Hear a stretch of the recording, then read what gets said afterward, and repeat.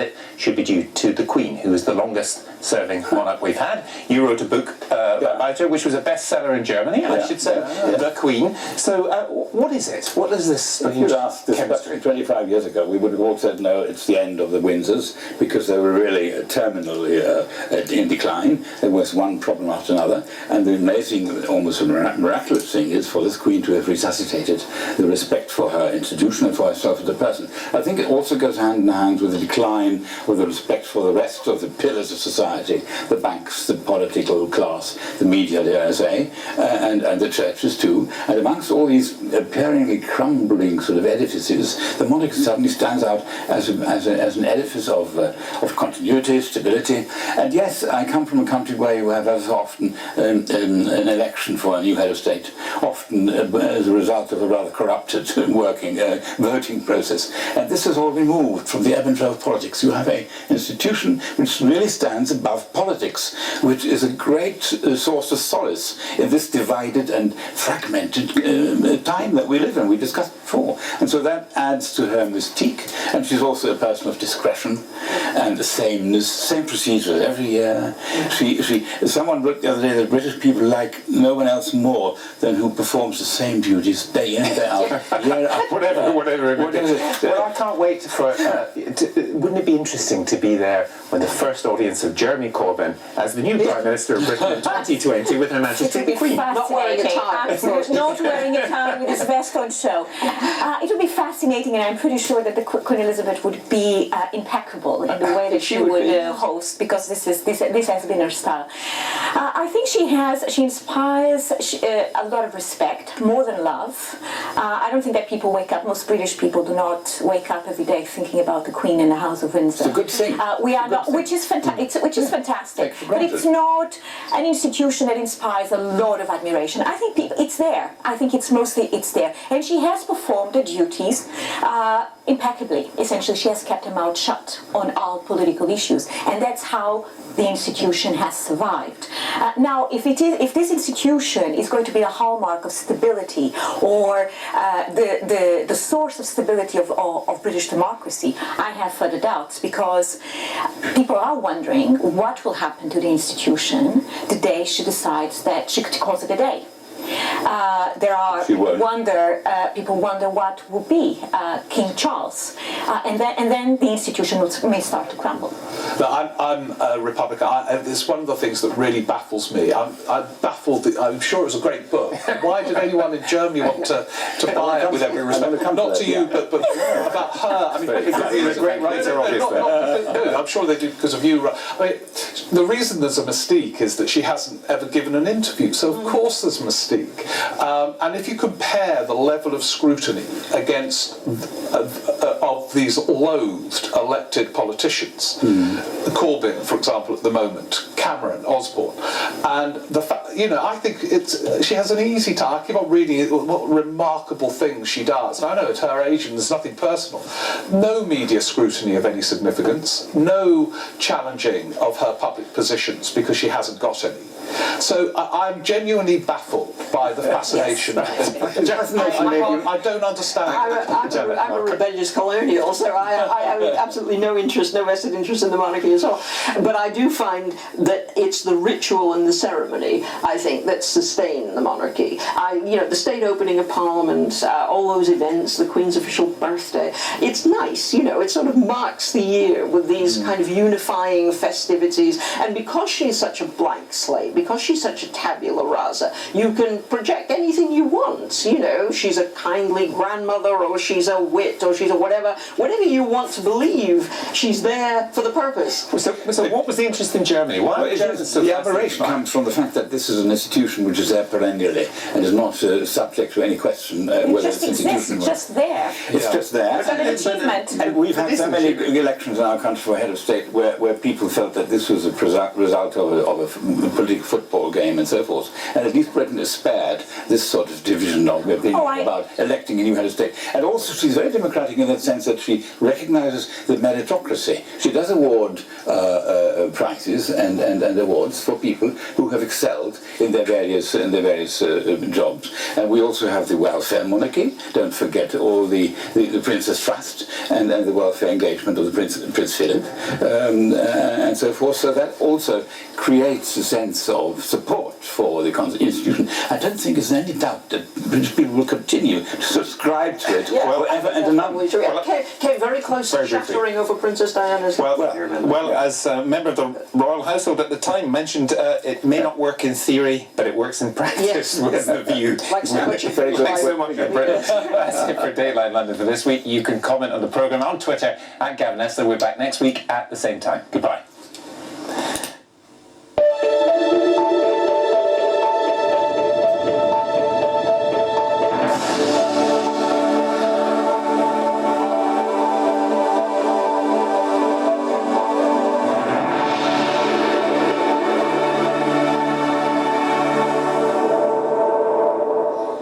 Hello there, the weather's taking a more autumnal feel to things this weekend and certainly into next week, where we'll see some gales and also spells of heavy rain. We've had a line of pretty heavy rain moving northwards across the country this morning.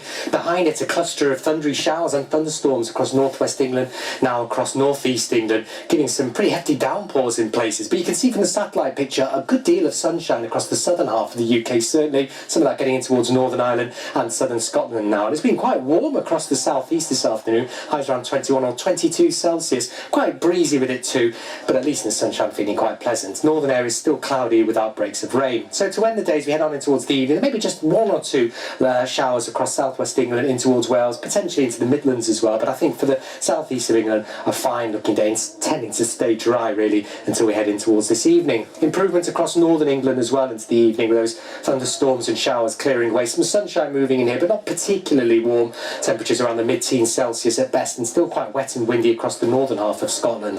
This evening and overnight, that band of rain and wind continues to move away, but low pressure never too far away from western Scotland, so it will stay quite blustery with further showers, particularly for the Hebrides. Next area of low pressure beginning to make inroads across the southwest as well later now, a few showers, but central eastern parts of the UK largely dry and settled with a few mist patches. Sunday morning we start off on a fairly cool note, central east nose, but with some sunshine. This area of low pressure though will be making inroads during the course of the day, so it turns windier, wetter, cloudier across this southwest corner. Further showers across Northern Ireland, western Scotland where it will be breezy, but eastern Scotland, central eastern England generally fine and settled until later in the day. We'll see a cluster of showers pushing in towards the southeast. Some of them could be on the thundery side as well, and a touch cooler generally across the board, 15 to 18 Celsius.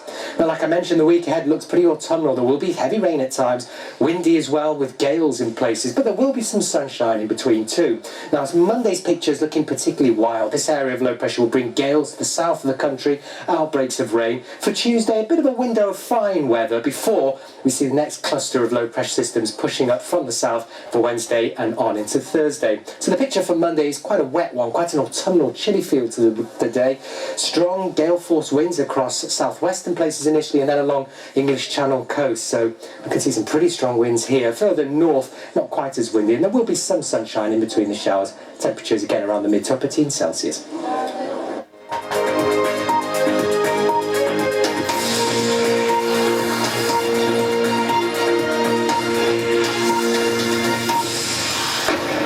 This is BBC News. I'm Anita McVeigh. The headlines at 3.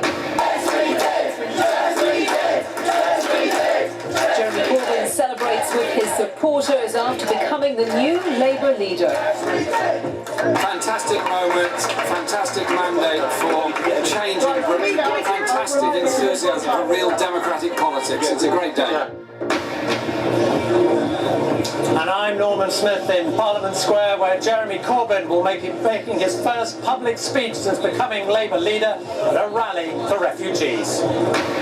Tom Watson is elected as the party's deputy leader and pledges his full support to Mr Corbyn. Former leader Ed Miliband has given Mr Corbyn his full backing as well. I'll be offering Jeremy Corbyn my support, and I hope people across the party do so too. I hope also, and I expect him to do this, that Jeremy reaches out to all parts of the party.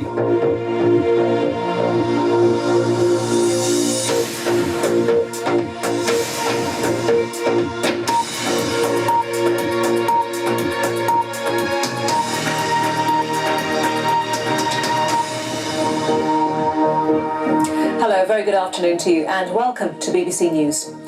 The left-wing MP Jeremy Corbyn has been named as the new leader of the Labour Party. The 66-year-old, who was the 500-to-1 outsider when he entered the contest, secured almost 60% of the vote. In his victory speech, Mr Corbyn told MPs and party members that it was time for them to unite. Well, here are the results of the leadership election.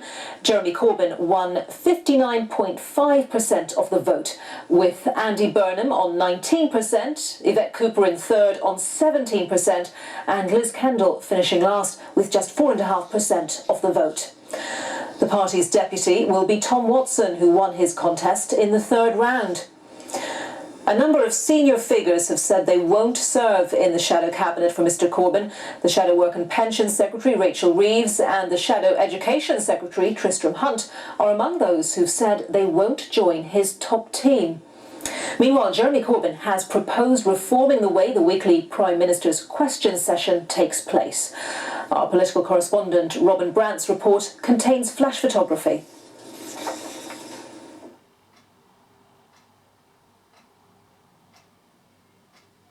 His white hair just visible amidst the scrum. This is what you call a confident arrival for Jeremy Corbyn.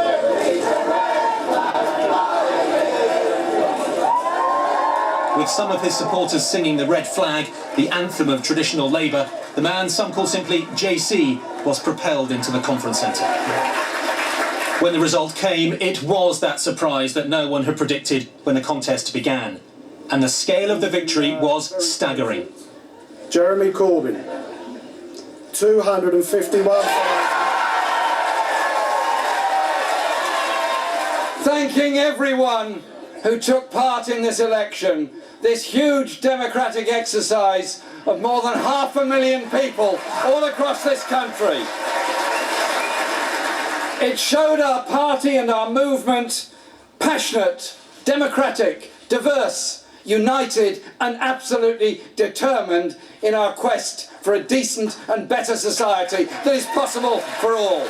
Every time Andy He obliterated the others, winning in the first round by a huge margin. But he was conciliatory, perhaps a sign he does want to reach out. Later, outside a Westminster pub, he spoke to the BBC. Fantastic moment, fantastic mandate for change in Britain, fantastic enthusiasm for real democratic politics. It's a great day.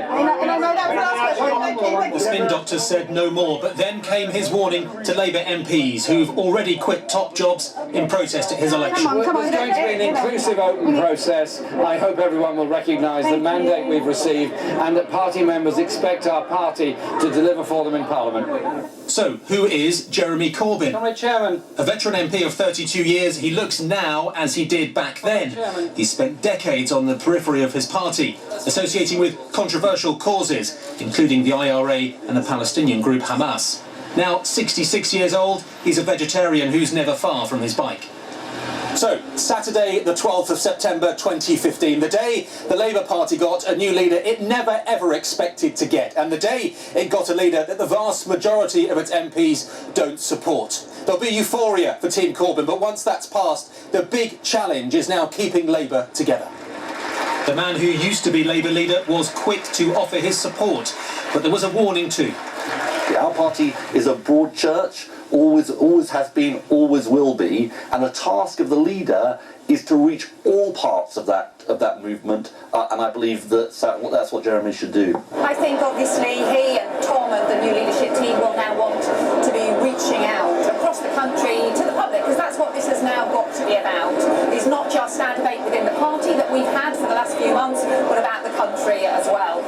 He'll savour the moment he never thought would happen, the moment some of his critics hoped they would never see. Now the challenge for Jeremy Corbyn is, can he make the group hug last? Can he keep Labour together? Robin Brandt, BBC News, Westminster. Well, Jeremy Corbyn is expected to arrive soon in Parliament Square, where there's a rally in support of refugees. We can cross there now and talk to our assistant political editor, Norman Smith.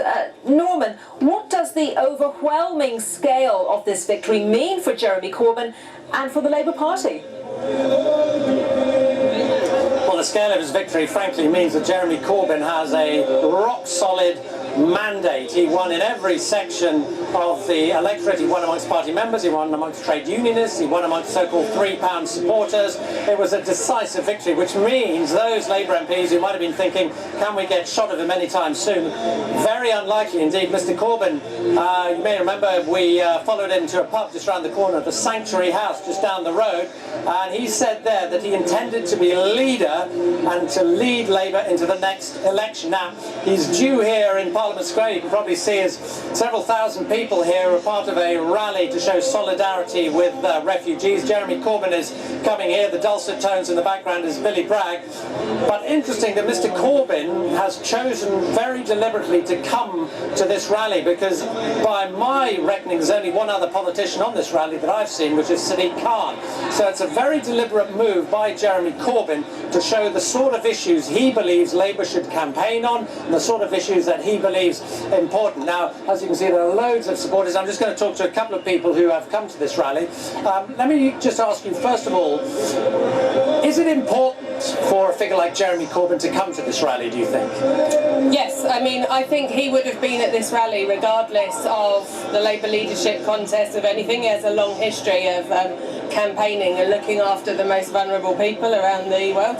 They say Jeremy Corbyn's never said anything that he didn't believe in, and so by coming to this rally and joining these people, he's demonstrating again that he wants to present what the people think in this country. There's no other politician in the country where you could say that about, I don't think. He's talked about creating a movement and encouraging grassroots politics. Politicians always talk about that sort of thing. Do you think this could be a different moment, or that is merely rhetorical? I don't think he's created it, I'm sorry. I think he's tapped into it. I think there's an enormous groundswell in the country of people that are tired of the politics that we've had. They're ready for a new politics. Jeremy's the face of it, and hopefully he can bring it together into the force that it threatens to be. There's an absolute lack of humanity from Cameron's government in the way that he treats people in this country, and also the way that he views, you see, his treatment towards the refugees. The numbers that we're saying we're taking in Britain is disgraceful, absolutely embarrassing, you know, and the fact they're going to deport kids when they get to 18 is a really, really poor response that we should be ashamed of. What do you say to those who say this is all a London bubble? This is a small part of the country that does not reflect the mood more generally in Britain. Neither of us are from London. And the numbers that you said at the beginning about the incredible, overwhelming support for Jeremy when he won today, I think suggest that can't be just in London. Okay, thanks very much for your time, do appreciate it. So there we have the views of some of those turning up to this rally. But, you know, interesting, I've been talking to some shadow cabinet members too, and yes, there are those who've clearly signalled they will not serve. But what I find interesting is many of them seem to be waiting and watching to see what sort of leadership Jeremy Corbyn provides. Now, he has said he wants to be an inclusive leader. He does not want to have a purge of the moderates. He does not want to lead some uncompromising hard left sect.